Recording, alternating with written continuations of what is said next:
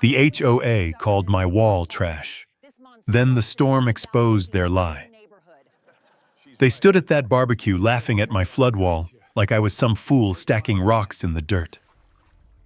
But I built that wall for Ruth after the last storm left her crying in muddy water, not knowing where she was. Denise Whitmore said it had to come down. Grant smiled like my home was already his. What they didn't know was simple. I understood water. I kept every paper. And when that Texas storm hit, the truth came downhill fast. Stay with me. And if you like stories where quiet folks stand their ground with proof, not noise, go ahead and subscribe. The first time the water came through my ranch house, it did not knock. It came under the back door just after midnight, brown and cold, carrying leaves, gravel, and the smell of creek mud straight across my kitchen floor. Ruth was standing in the hallway in her nightgown, barefoot, shaking so hard I could hear her teeth click. My wife had been losing pieces of herself for 2 years by then. Some mornings she remembered our wedding song. Some afternoons she forgot where the spoons were. But that night, with water curling around her ankles, she forgot our house entirely. "Caleb," she whispered, staring at the flood like it was alive. "Where are we?" That question did more damage than the storm. By sunrise, the water had dropped, but it left a brown line on the walls and a silence in Ruth that stayed for days. I lost photo albums, tools, old letters from my father, and the cedar chest Ruth's mother gave her when we got married. But those things were just things. What I could not get out of my head was Ruth crying in a chair, asking me if the rain was coming back.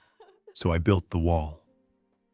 Not some backyard pile of rocks, not sandbags stacked in panic. I built it right.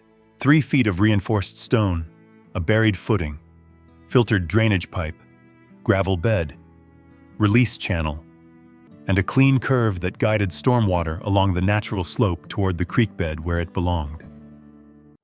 I pulled the county permit. I had the survey marked. I photographed every stage. I even added flower boxes along the top because Ruth liked bluebonnets, and I wanted her to see protection, not fear, when she looked out the window. It cost me most of what I had left in savings. It took 3 weeks of sore knees, split knuckles, and late evenings under work lights while cicadas screamed from the fence line. But when I stood back and looked at it, with the Texas sun dropping behind the pasture and the stone still warm under my palm, I felt the first honest peace I had felt since that flood. Then the HOA saw it.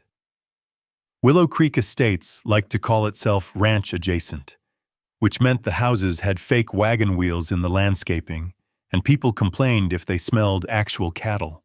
My place sat at the lower edge of the development, where the paved streets gave way to gravel, pasture fence, and a shallow creek that ran brown after every spring storm.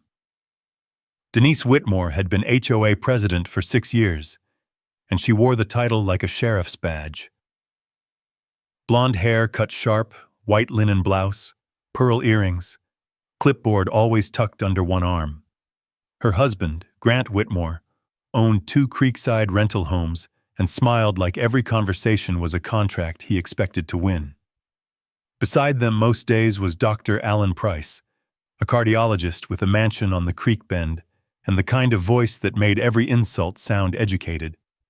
They waited until the spring barbecue to make their move. I should have known when I saw them crossing the clubhouse lawn toward me. Denise in wedge sandals, Grant carrying a drink he had not touched, Dr. Price trailing behind with his hands in his pockets, smiling before anyone said a word. Ruth was sitting under the pavilion with Nora Jenkins, our neighbor 3 houses down, laughing softly at something Nora had said about church potluck pies. It was one of Ruth's good hours. I was standing near the grill, paper plate in one hand, watching her smile like a man watches a candle in wind. Denise stopped in front of me and looked past my shoulder toward my property. "Well, Caleb," she said loudly enough for the nearest tables to hear. The board has discussed your little project. Grant chuckled. Little? It looks like a county jail wall. Dr. Price gave a dry laugh.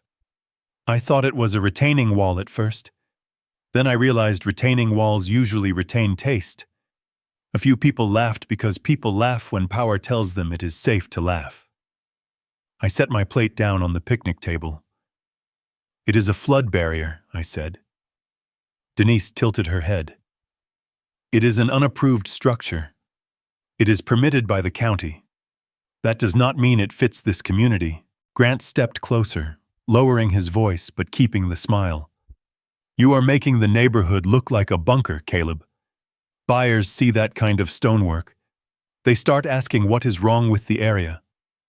What is wrong, I said, is that my house flooded last spring. Dr. Price lifted his eyebrows. Lots of homes get water during storms. Most people do not build medieval defenses. That one got more laughter. I looked over at Ruth. She had stopped smiling. Her eyes moved between their faces and mine, trying to read the room, trying to figure out if she should be afraid. That was when the cold came into me. Not rage, not yet. Something cleaner. Denise pulled a folded orange paper from her clipboard and held it out with 2 fingers. Official notice, she said. The wall must be removed within 10 days pending architectural review. If you fail to comply, daily fines will begin, and the board may pursue further enforcement, including lien action. The word lien rolled across the table and killed what little laughter was left. I did not take the paper. Denise's smile tightened.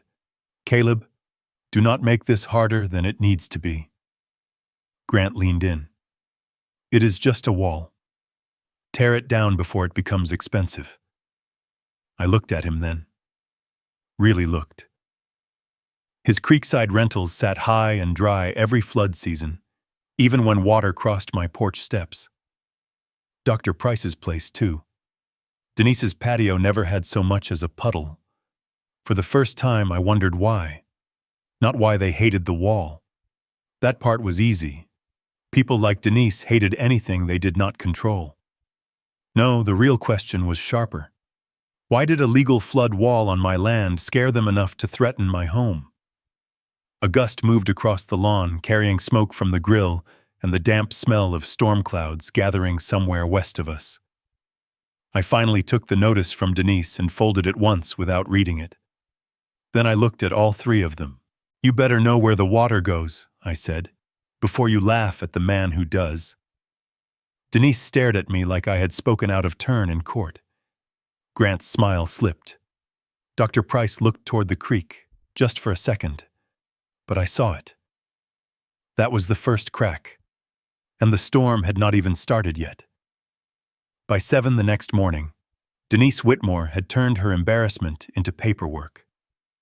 I opened my front door with a cup of coffee in my hand and found 3 orange notices taped across the wood like warning labels on a condemned building.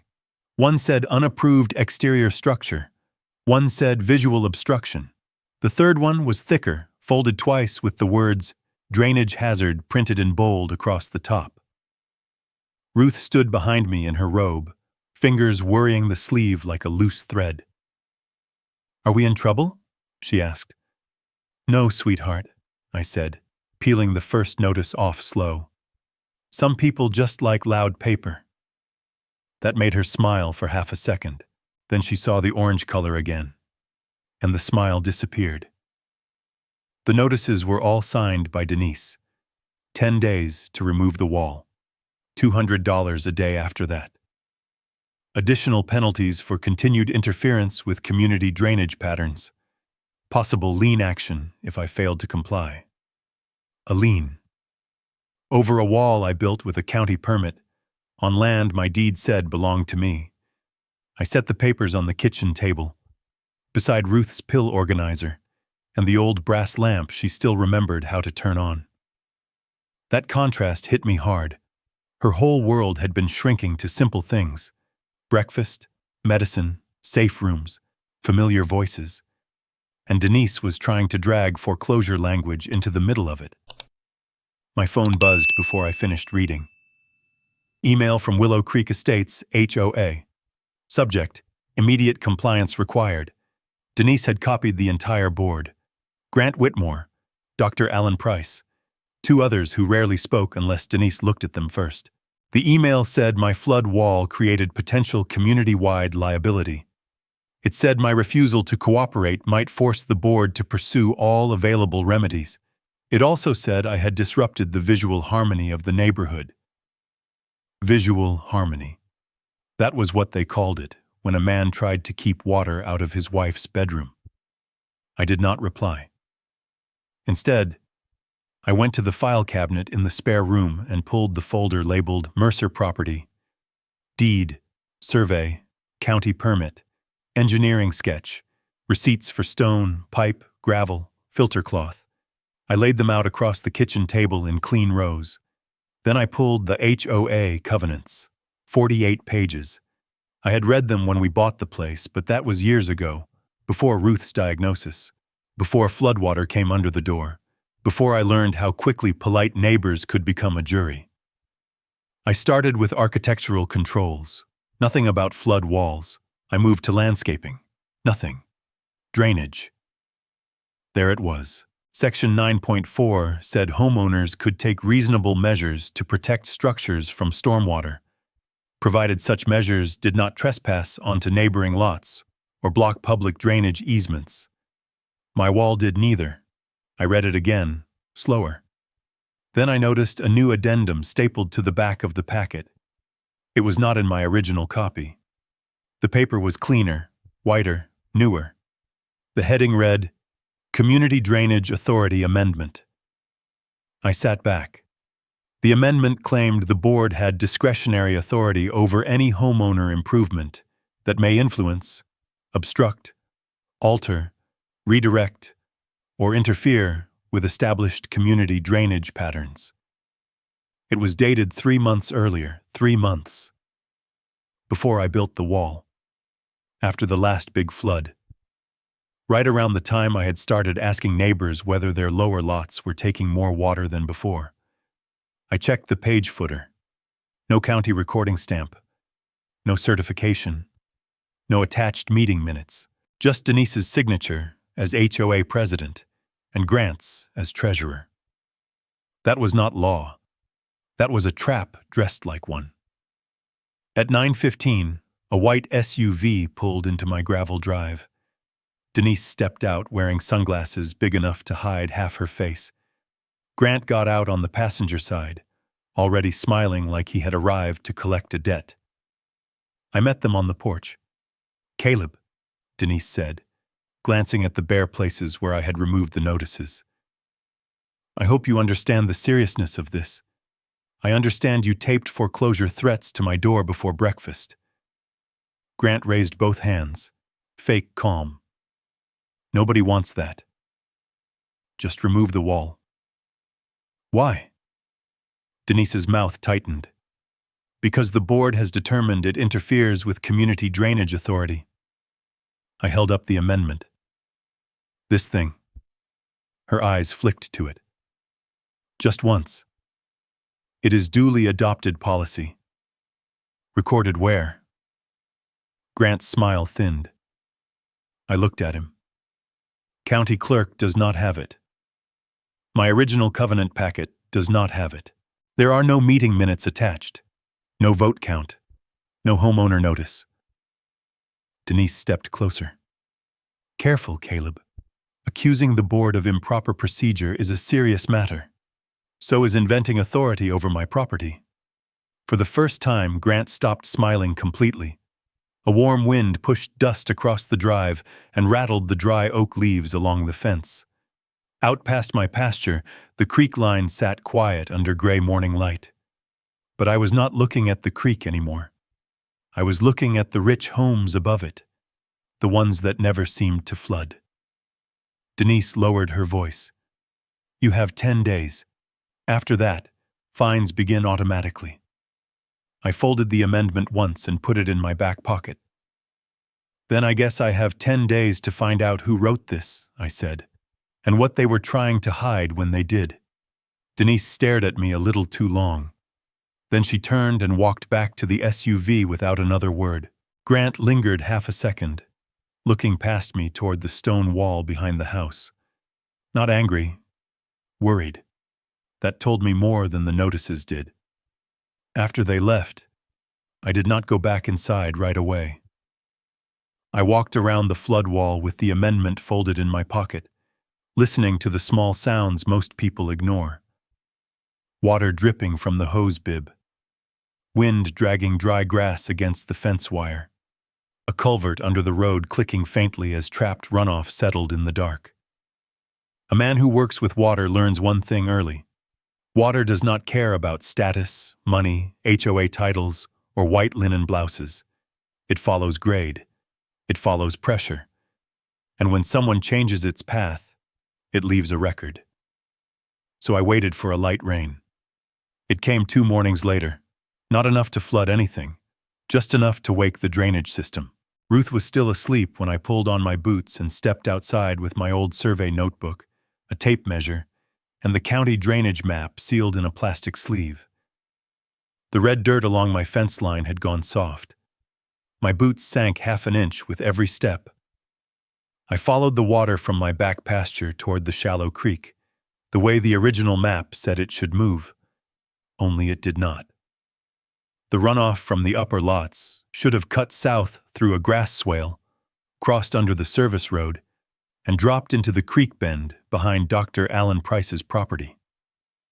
Instead, it hit something buried near the edge of Grant Whitmore's rental lot and turned west, sliding toward the lower ranch homes like someone had put a hand against its chest and shoved. I crouched near the first bend and scraped mud away with my knife. Concrete. Fresh concrete. Not old, not weathered, not part of the original drainage plan. The edges were too clean. The pore lines still showed. Someone had buried a low diverter under grass and mulch, just high enough to deflect shallow runoff away from the creekside properties. I photographed it. Then I moved uphill. Behind Grant's first rental, the landscaping looked expensive in that careful way rich people use to hide utility work. Wax myrtles, white gravel, decorative boulders placed a little too evenly. I pushed aside a curtain of wet branches and found a black plastic pump box half hidden under mulch.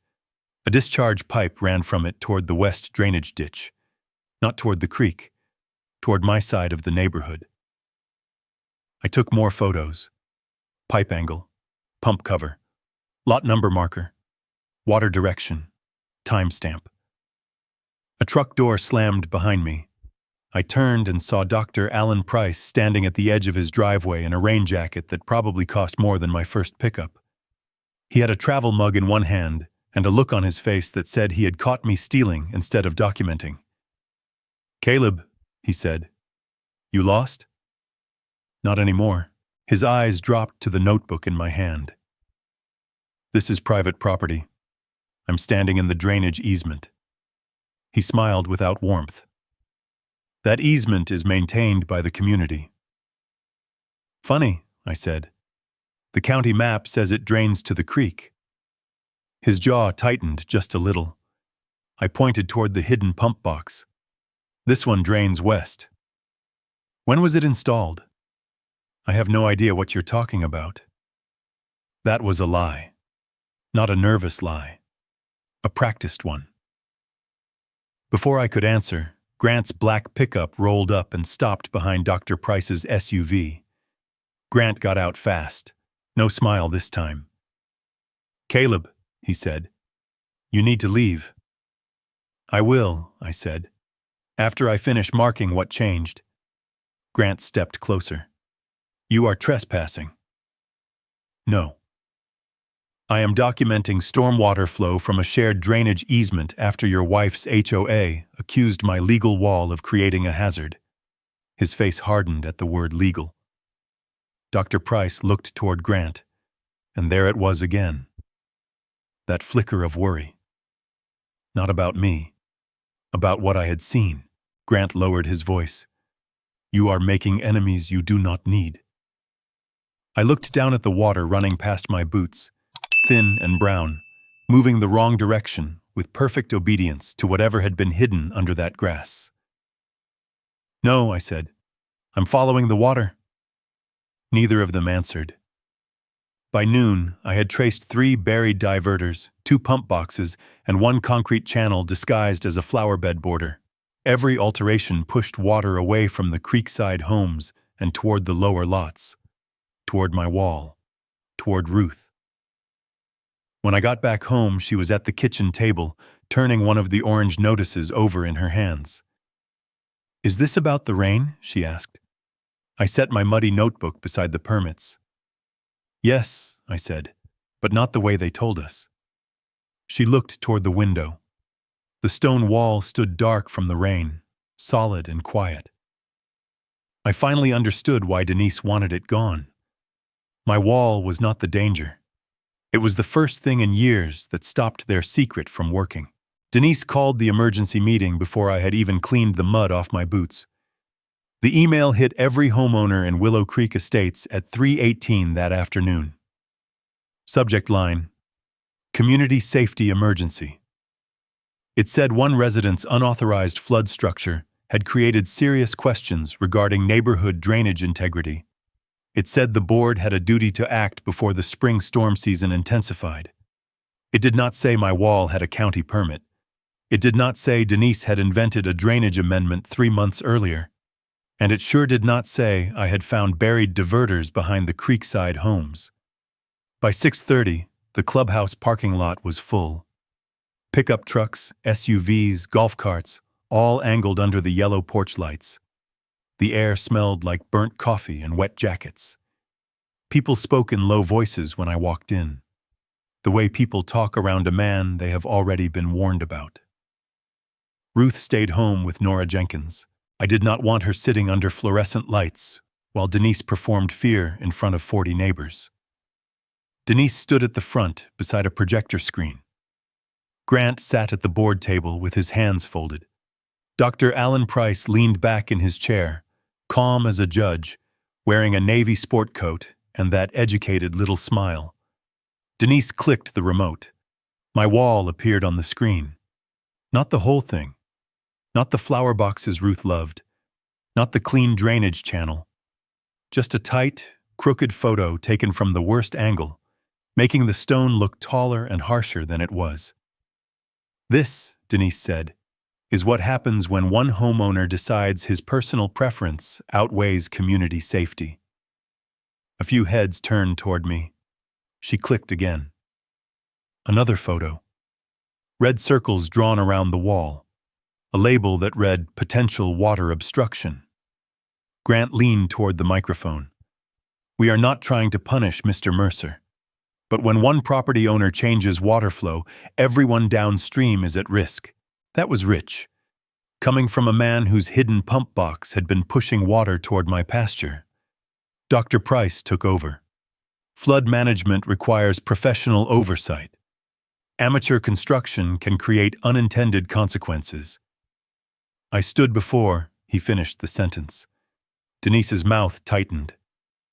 Caleb, public comment comes after the board presentation. No, I said. Public accusation came first.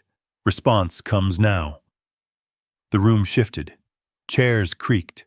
Someone coughed once and stopped. I walked to the center aisle with one folder in my hand. This is my county permit, I said, holding up the first page. Issued before construction. This is my drainage sketch. This is my property survey. This is Section 9.4 of the Willow Creek Covenants, which specifically allows reasonable stormwater protection that does not trespass or block a public easement. I placed each page on the table in front of Denise. She did not touch them. Now, I said, pulling out the newer page, this is the amendment Denise and Grant are using against me. Community Drainage Authority, dated 3 months ago. No county recording stamp, no attached minutes, no homeowner notice in the packet I received.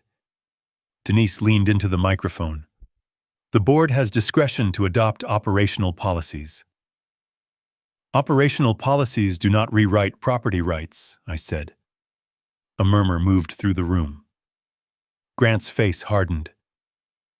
This is not a courtroom, Caleb. No, I said. That is why I am keeping it simple. I clicked my own remote. I had brought a thumb drive, because if Denise wanted a screen, I would use it better.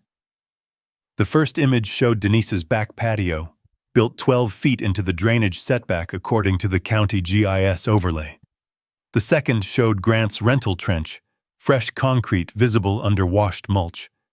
The third showed Dr. Price's creek wall, built tight against a protected drainage channel.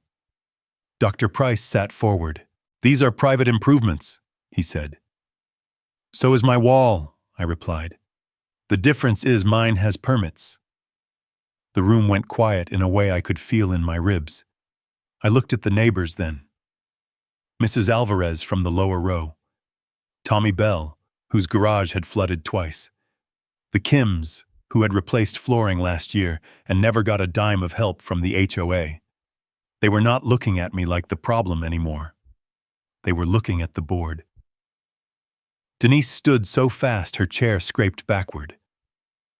This meeting is becoming defamatory and disorderly, she said. The board will not entertain baseless accusations. I closed the folder. Your problem is not my wall, I said. It is what your wall has been hiding. Grant whispered something to Denise. Dr. Price stared at the floor. Denise grabbed her papers and announced the meeting adjourned, but nobody moved right away. For the first time in 6 years, Denise Whitmore had gavelled a room silent, and the silence did not belong to her. As people filed out, Tommy Bell stopped beside me and spoke low. Caleb, he said, my garage only started flooding 2 years ago. Then Mrs. Alvarez touched my sleeve. So did my kitchen. By the time I stepped outside, the clubhouse lights were glowing behind me and the creek air smelled heavy with rain. I had come to defend my wall. I left with witnesses. The next morning, Denise sent the county after me. 2 white trucks rolled up my gravel drive just after 9, tires crunching over limestone, county seals printed on the doors. Behind them came Denise's white SUV, polished clean despite the mud on the road. She parked where she could see the whole hotel and stepped out with Grant beside her, both of them wearing the quiet satisfaction of people who believed authority had finally arrived on their side. The first man out of the county truck introduced himself as Paul Ramirez, drainage and structural inspector. Gray mustache, steel-toed boots, clipboard already open. The second was Deputy Clay Harris, there to keep the peace, he said, though his eyes moved quickly between Denise and me like he already knew peace was not why he had been called. Mr. Mercer, Ramirez said, we received a complaint about an unpermitted flood control structure affecting neighborhood drainage. Denise folded her arms. We are very concerned for community safety. I handed Ramirez my permit before she finished the sentence. He looked at it, then at me, then back at the wall. You mind if I inspect? That is why I kept the paperwork, I said. For the next 40 minutes, Ramirez checked everything Denise had called dangerous. He measured the setback from my property line. He checked the footing depth at the exposed cleanout.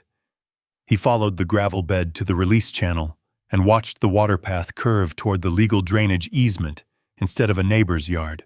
He even opened the junction box for the low-voltage lights I had installed so Ruth could see the wall at night and not mistake it for something frightening. Denise kept interrupting. What about visual obstruction?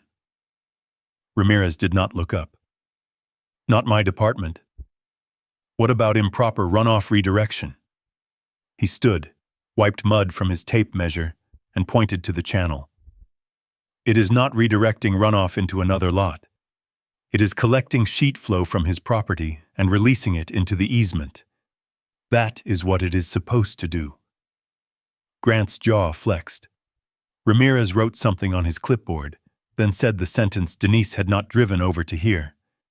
This wall is legal, and it is better built than most contractor jobs I inspect. The air went still. Deputy Harris glanced at Denise.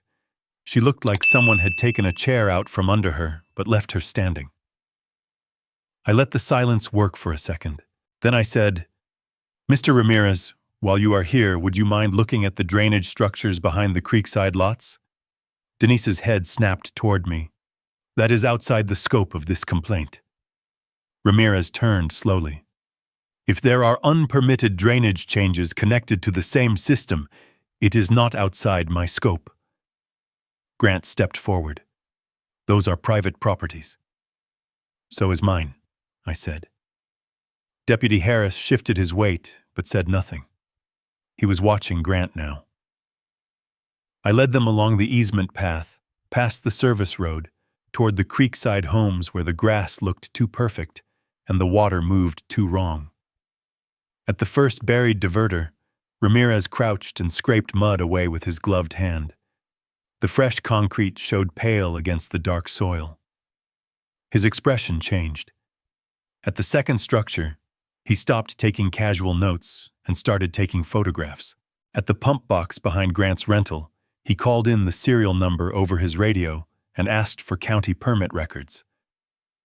Nobody spoke while he waited for the answer. The radio crackled back. "No permit found." Denise's face tightened. "That equipment predates our current board." Ramirez looked at the clean plastic housing, the new pipe clamps, the fresh trench lines still visible under the mulch. "No, ma'am," he said. "It does not." Grant tried a different angle. "The developer may have installed it as part of routine maintenance." "Developer work still requires drainage approval," Ramirez said, "especially if it alters flow across multiple lots." Dr. Allen Price came out of his back gate then, wearing golf clothes and annoyance. "What is going on?" Ramirez pointed toward the creek wall behind his house. "Did you pull a permit for that retaining structure?" Dr. Price looked at Denise before answering. That was enough. Ramirez closed his clipboard and looked at all three of them. "I am opening a drainage review. Until this is resolved, nobody touches Mr. Mercer's wall, and nobody modifies these structures." Denise's voice went thin. "Are you issuing a violation against the HOA?" "I am documenting unpermitted drainage work," Ramirez said. "Where it leads depends on what the records show." Deputy Harris finally spoke. "I suggest everyone keep their paperwork clean from here on." Denise looked at me then, and for the first time there was no polish on her expression. Just fear.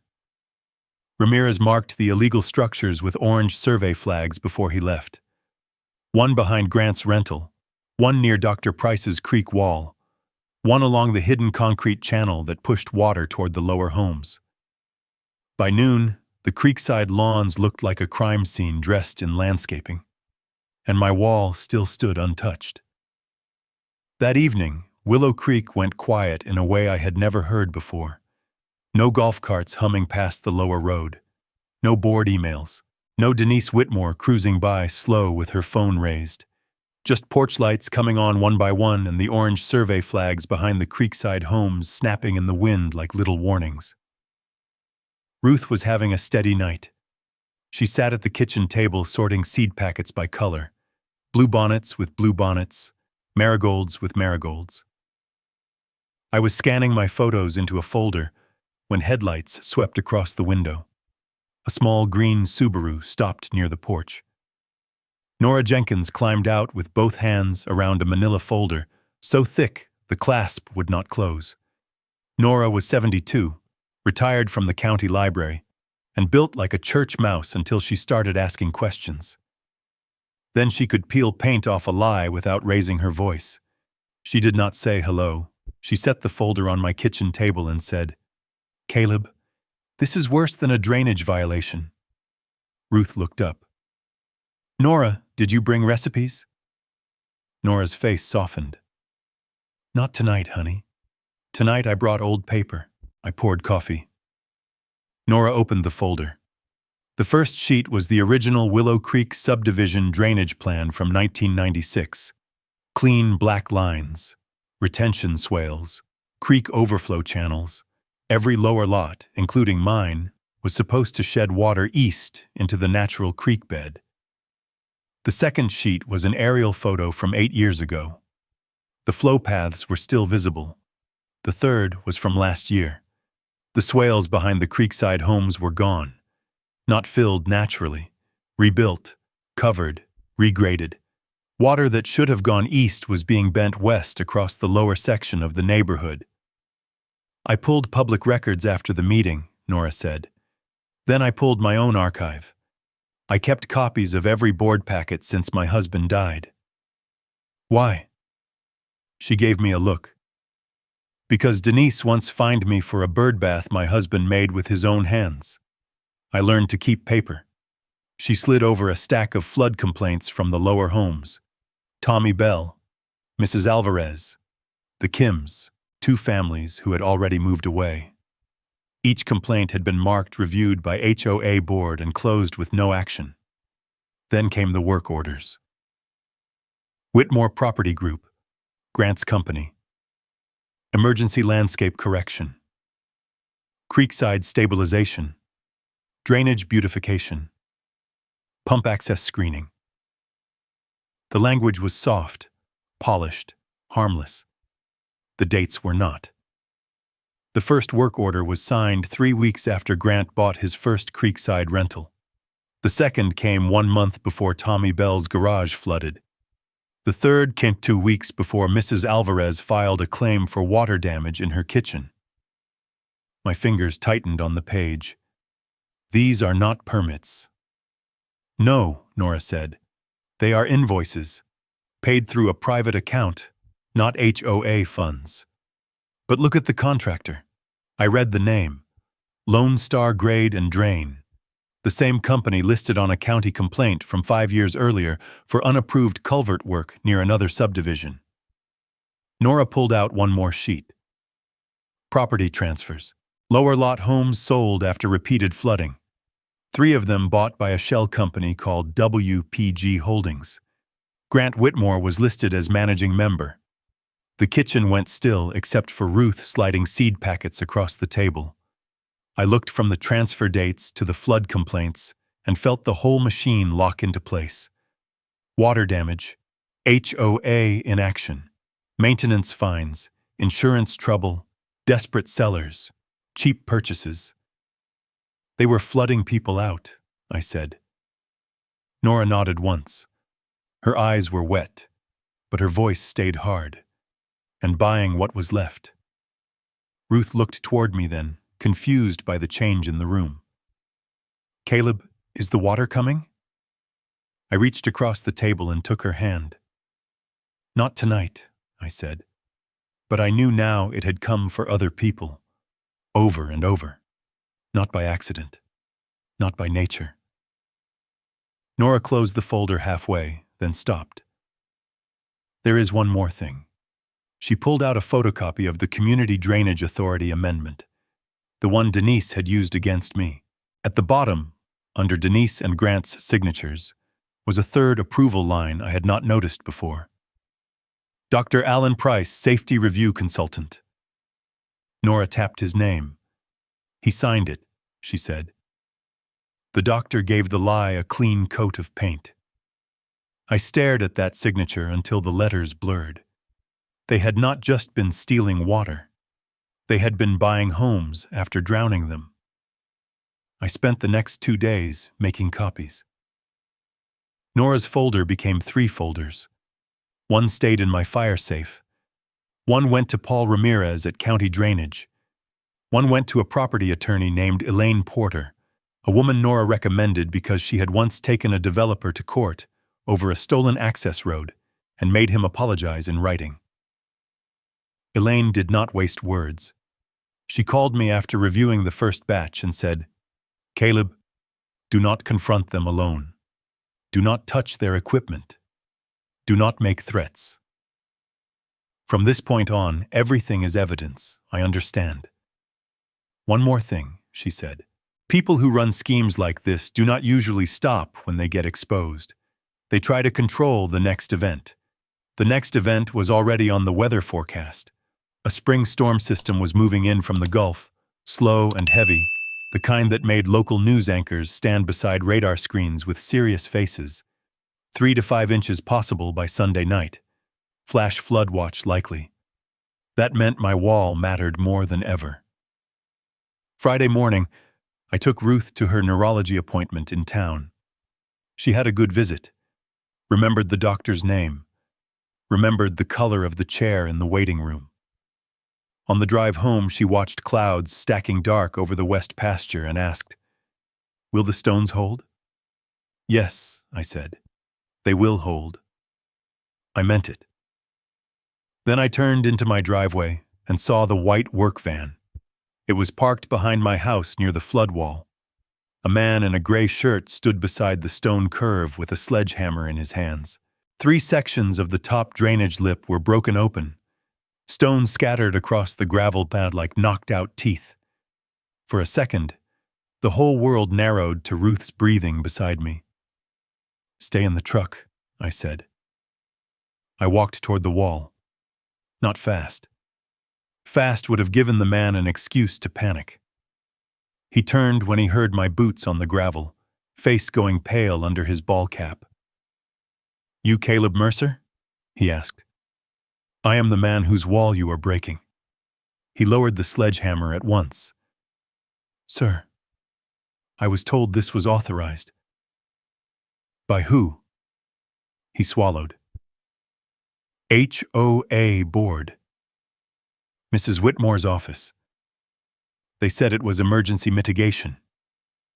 I looked at the damage. It was not random. He had broken the exact points where the hidden drainage channels fed into the release bed. Not enough to make the whole wall collapse, just enough to make it fail ugly when the storm hit. "What is your name?" I asked. "Eddie Lawson." "Eddie, there are cameras on that porch, that oak tree, and the corner of my shed. You have been recorded since you pulled in." His face changed. "I did not know that." "I know." He set the sledgehammer down like it had become hot. A black SUV rolled up before I could say more. Denise got out first, then Grant. She took one look at me, one look at Eddie, and lifted her chin. "Caleb, this work was authorized due to the imminent storm risk." "On my property? The board has authority under the drainage amendment." "No, Denise. The board has a suspicious piece of paper and a growing county file." Grant stepped in. "Let's not escalate." I pointed at the broken stone. "You already did." Eddie looked between us. "Mrs. Whitmore." "You said he agreed." Denise's eyes cut to him. "Mr. Lawson, I suggest you stop talking. That was the wrong thing to say to a working man holding the short end of a bad job." Eddie pulled his phone from his pocket. "I have the work order. Text messages too. Grant said target the upper drains first before Sunday." Grant's face went flat. I held out my hand. "Eddie, send those to me, and I will send them to my attorney. You also send them to the county inspector. Tell the truth, and you are a witness. Keep lying for them, and you are the man on camera vandalizing a permitted flood barrier before a storm." He did not hesitate. My phone buzzed 30 seconds later. Work order, texts, photos, payment promise from Whitmore Property Group. Denise stared at him like he had betrayed royalty. "You are making a terrible mistake," she said. Eddie shook his head. "No, ma'am. I made it when I trusted you." Grant reached for Denise's elbow. "We are leaving." "You are paying for the repair," I said. Grant turned back. "And before you answer," I added, "remember that Deputy Harris already has a report open. Ramirez has marked your drainage work, and my attorney now has your contractor's messages." The silence after that was better than any shouting. They left without another word. Eddie and I worked until sunset repairing the damaged sections. I paid him for the labor because his hands did honest work once they were pointed at the truth. Ruth came out near dusk wrapped in a blue sweater and touched the repaired stone. "Will it still hold?" she asked. I looked west. The clouds over the ridge had gone black, stacked high and mean, with lightning flickering inside them like a warning nobody could fine or vote down. "Yes," I said. "Now it has to." Sunday came with the smell of rain already in the walls. By late afternoon, the county had issued a flash flood watch. My phone buzzed twice with weather alerts while I checked the wall one last time. The repaired stone held firm. The release channel was clear. The gravel bed was open. I walked the full curve with a flashlight, not because it was dark yet, but because trust is earned by inspection. Ruth stood at the kitchen window watching me. When I came inside, she touched my sleeve. "Do you have to go?" "Yes," I said. "But Nora will stay here with you." "Is it about the orange papers?" I looked toward the folder on the table. Permits, photos, Nora's records, Eddie Lawson's messages, Ramirez's inspection notes, Elaine Porter's legal letter, already sent to the HOA that morning by certified email. "It is about making sure they stop sending them," I said. The clubhouse was packed by 6. Rain tapped the roof in quick, nervous bursts as I walked in, carrying my laptop and a hard case of documents. Faces turned. Nobody laughed this time. Tommy Bell sat near the front with his arms folded. Mrs. Alvarez had a notebook in her lap. The Kims were beside her. People who had once avoided eye contact now watched me like I might finally say out loud what they had been afraid to think. Denise stood at the podium in a cream blazer, perfect as ever except for the tightness around her mouth. Grant sat to her right. Dr. Alan Price sat to her left, hands folded over a folder he did not open. Denise struck the gavel. "This emergency meeting concerns continued non-compliance by Caleb Mercer and the escalating risk posed by his unauthorized flood wall." A low murmur moved through the room. She raised her voice. "The board will vote tonight to authorize immediate removal before the storm worsens." I stood. Elaine had told me not to shout. Let the documents carry the anger. So I kept my voice level. "Before any vote, the homeowners need the full record." Denise snapped. "You are out of order." Tommy Bell spoke from the front row. "Let him talk." Then Mrs. Alvarez said, "Yes, let him talk." That was the shift. Small, but final. Denise heard it too. I connected my laptop to the projector. The first slide showed the original Willow Creek drainage plan from 1996. Clean lines, natural swales, water moving east into the creek. The second slide showed my property. The county permit, the wall design, the release channel. "This is what I built," I said. "A permitted flood barrier that keeps water on a legal path."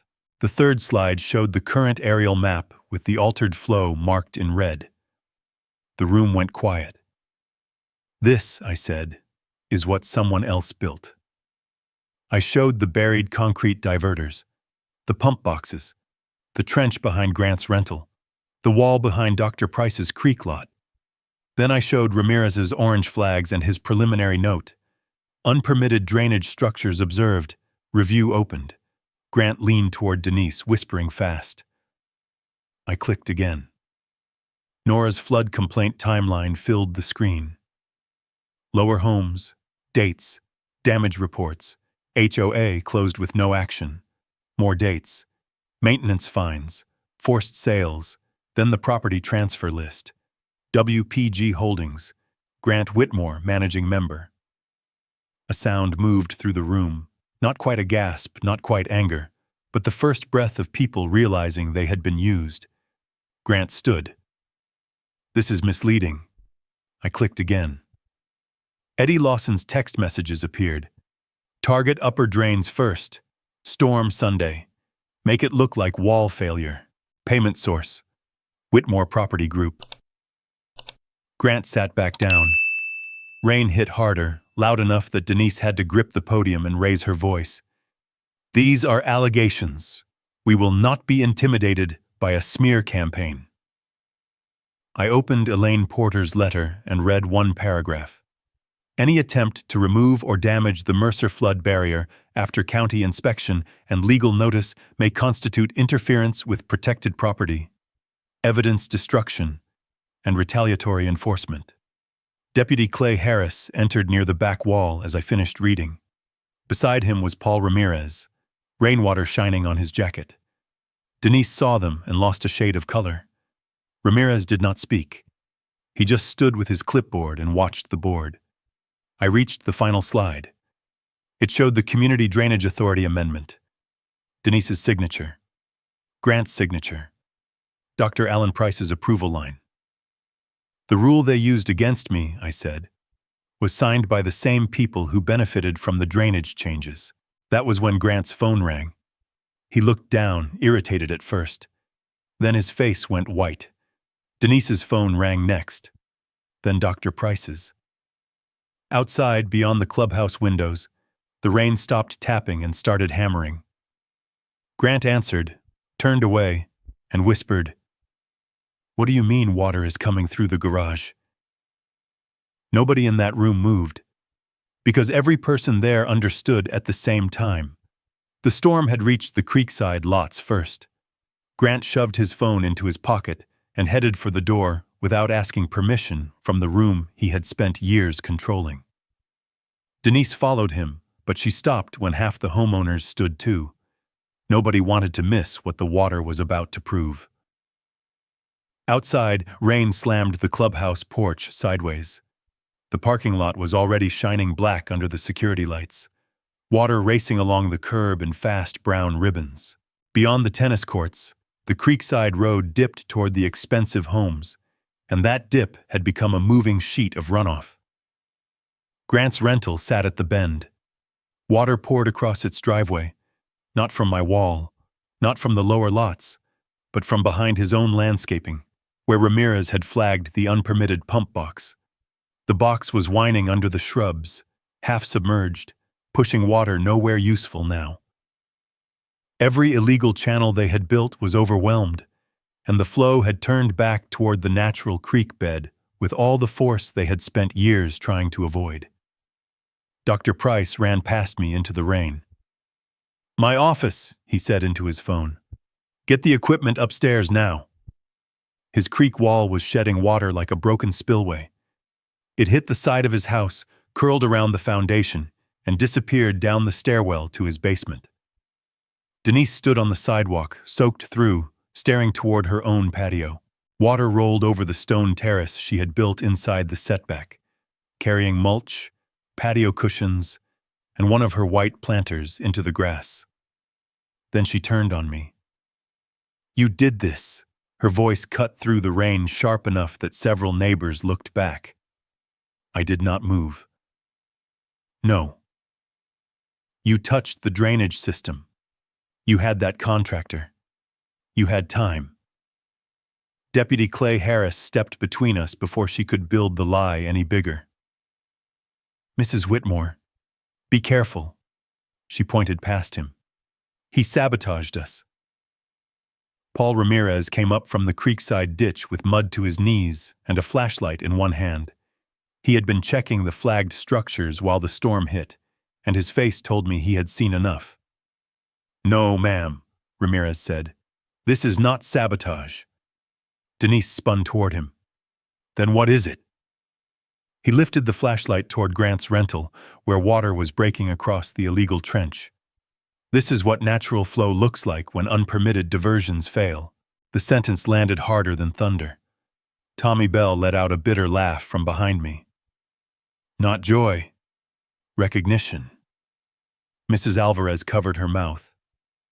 The Kims stood together under one umbrella, watching water run through the rich side of Willow Creek for the first time in years. Grant came back from his rental, shoes soaked, face gray. "Ramirez, we need emergency assistance. You should call a licensed restoration crew," Ramirez said, "and preserve all drainage structures until county review is complete." "Preserve?" Grant snapped. "My property is flooding."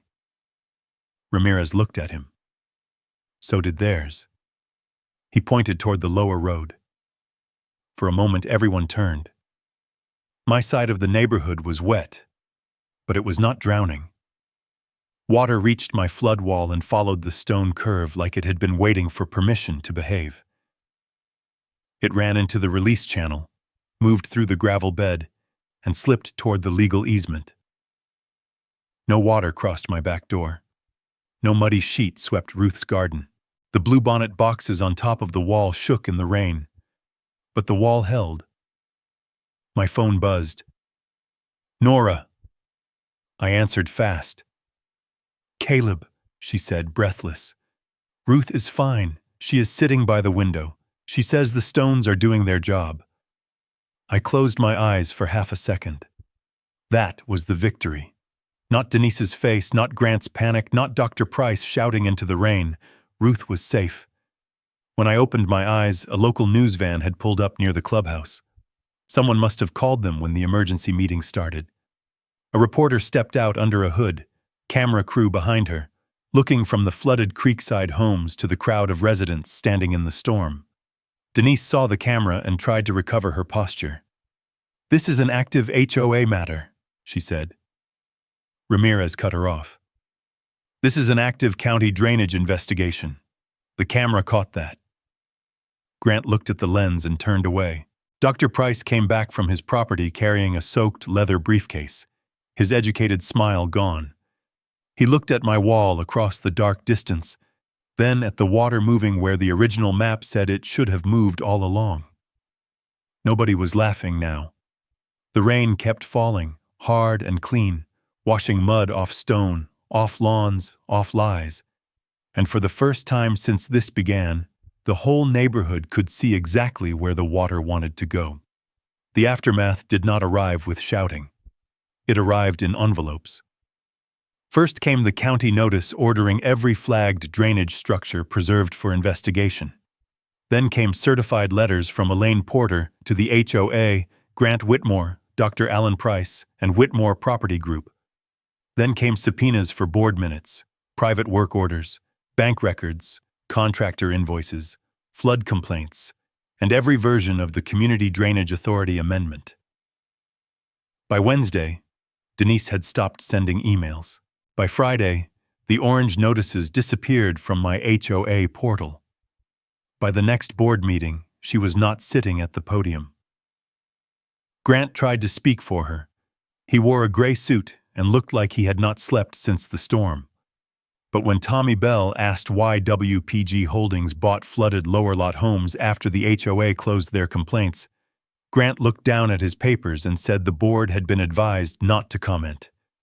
That answer killed him worse than an argument. People who had been quiet for years started standing up. Mrs. Alvarez brought photographs of water inside her kitchen. The Kims brought insurance letters. Tommy brought repair bills. Nora Jenkins brought copies of every complaint the HOA had marked reviewed and closed. Eddie Lawson came in through the side door, sat near the back, and gave Elaine a signed statement about who hired him to damage my wall. The room did not belong to Denise anymore. It belonged to the record. A month later, the county issued its findings. My flood wall was permitted, properly built, and did not create an unlawful drainage hazard. The creekside modifications were unpermitted, improperly installed, and responsible for altering stormwater flow across multiple private lots. The county ordered full restoration of the original drainage path. The State Environmental Office opened a separate review because one of Dr. Price's walls had narrowed a protected creek buffer. His name came off the HOA board before the week was over. He called it a personal decision. Nobody believed him. Grant's company got hit from three sides: county restoration costs, civil claims from flooded homeowners, insurance disputes on his own rental properties after investigators connected the flood damage to unpermitted drainage work. WPG Holdings quietly listed 2 houses for sale, then pulled the listings when Elaine filed notice of pending claims. Denise resigned by email. 1 paragraph. No apology. She wrote that the board had become a hostile environment and that her years of service had been misunderstood. Nora printed it, circled the word service, and pinned it to her refrigerator like a bad recipe. The new board's first vote was unanimous. All fines against my flood wall were voided. All lower lot drainage complaints were reopened.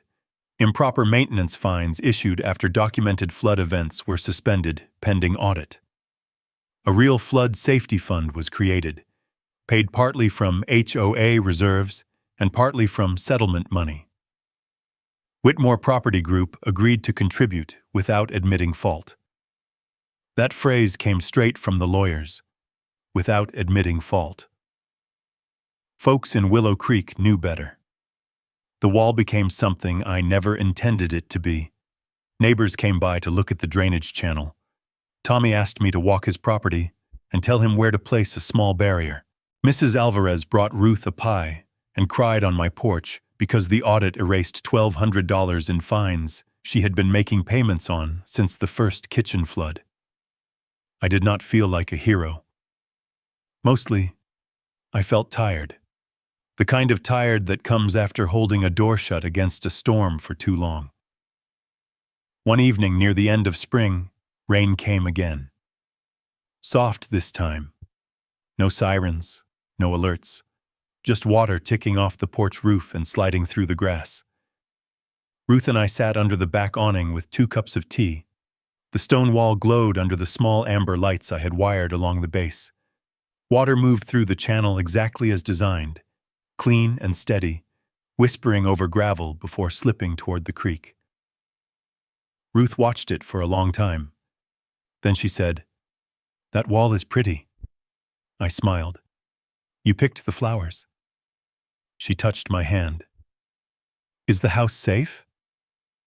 I looked at the dry threshold, the quiet kitchen, the folders stacked inside, no longer weapons, just paper that had done its job. "Yes, ma'am," I said. "This time the water knows where to go." Out beyond the fence, the creek carried the storm away the way it always should have.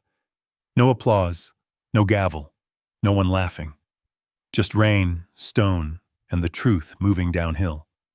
And I think that's the lesson Caleb learned the hard way. When something masters your home, your land, your family's peace, you do not have to be loud, but you do have to be repaired. He did not win because he shouted the loudest. He kept permits. He read the rules. He saw the photos, the notice, the map, the message. And when the moment came, he let the evidence speak for him. That is something a lot of folks understand, especially if you have ever owned a piece of land, paid taxes on it, repair it with your own hands, and had someone act like your rights were just an inconvenience. Dignity is not about making a scene. Sometimes dignity is standing still in the rain, knowing the truth is finally clear enough for everyone to see. If this story hit home for you, comment yes if you would have stood your ground like Caleb, or tell us where you are watching from. I always like seeing how far the story travel. And if you enjoy stories about ordinary Americans protecting their homes, their land and their peace with patience and good sense, go ahead and subscribe. There are more HOA and range justice stories coming, and I would be glad to have you along for the next one.